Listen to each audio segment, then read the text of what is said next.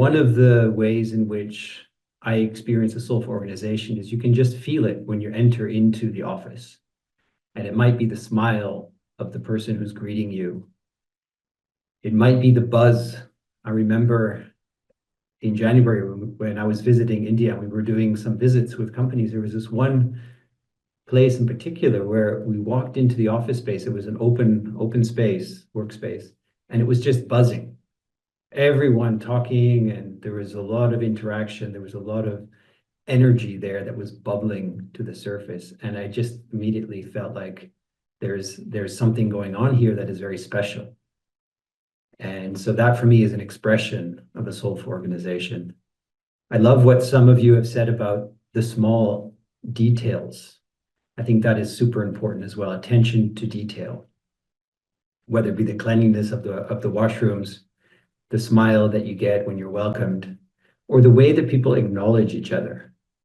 What I've noticed is that acknowledging somebody for what they've done and the results that they've delivered is one thing, but acknowledging them for the little behind the scenes efforts that they put in that no one else really sees or pays attention to. But when we point to those and we acknowledge them on that, the fact that they, for example, took a step back from their own agenda and made the effort to listen and to ask questions and to be curious, and how that opened up something new for a project that otherwise would not have been opened up.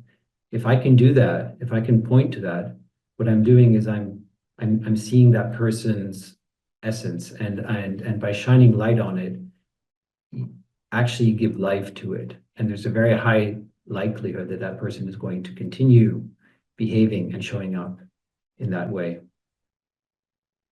The other thing is the difference between a coach and a manager.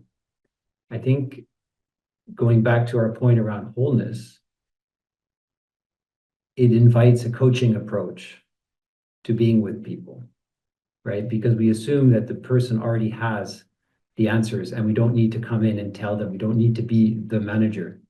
And so very quickly, I feel like we can pick that up. Are there interactions with a lot of questions, a lot of inquiry, or is there a more directive way in which people are working?